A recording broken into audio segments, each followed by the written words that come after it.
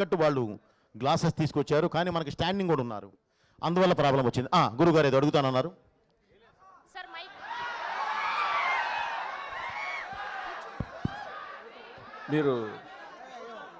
మీరు ముంబైలో కూడా చెప్పారు, ఇక్కడ కూడా చెప్పారు, ఈ సినిమా భారతీయ ఆత్మ అని చెప్పేసి. ఒక కమర్షియల్ సినిమా భారతీయ ఆత్మగా ఎలా మారింది, మీరు ఎలా మార్చారు? ఎందుకంటే మనకు భారతీయ ఆత్మ అంటే మన భగవద్గీత, మన రామాయణం, మన భారతం, ఇవి మన భారతీయ ఆత్మలు. ఒక కమర్షియల్ సినిమాని మీరు భారతీయ ఆత్మగా ఎలా మార్చగలిగారు, ఎలా మార్చారు, కొంచెం ఎక్స్ప్లెయిన్ చేస్తారని. థ్యాంక్ యూ గురుగారు, కూర్చోండి. గురుగారు, ఇప్పుడు మీరు అడిగింది చాలా కరెక్ట్ క్వశ్చన్.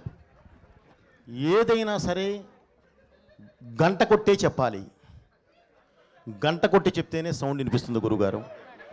అది సాత్వికంగా చెప్తే ప్రతి ఒక్కళ్ళు చెప్తున్నాం, నో డౌట్, కాదంటలేదు. కమర్షియల్గా చెప్పినప్పుడే ప్రతి ఒక్కళ్ళకి ఎక్కడానికి అవకాశం ఉంటుంది.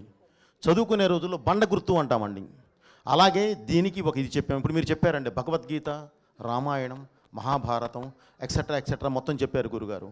మీరు నమ్మండి, రేపు చూడండి గురుగారు, ఈ 3 సినిమాలో ఉంటాయి.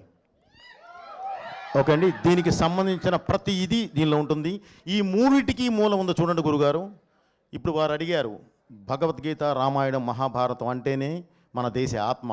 ఆ ఆత్మ ఒక కమర్షియల్ సినిమాలో ఎలా ఉంటుంది అని అడిగారు.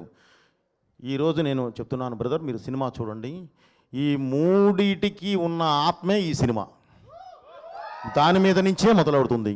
సో అందుకే చెప్పాను, ఇది ఈ దేశ ఆత్మ, ఈ దేశ పరమాత్మ, ఈ దేశ ధర్మం, ఈ దేశ ధైర్యం ఏంటి. రేపు సినిమా చూడండి సార్.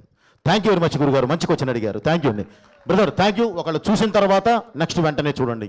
ఓకే అమ్మ, ఒక్కసారి అది థ్యాంక్ యూ సార్.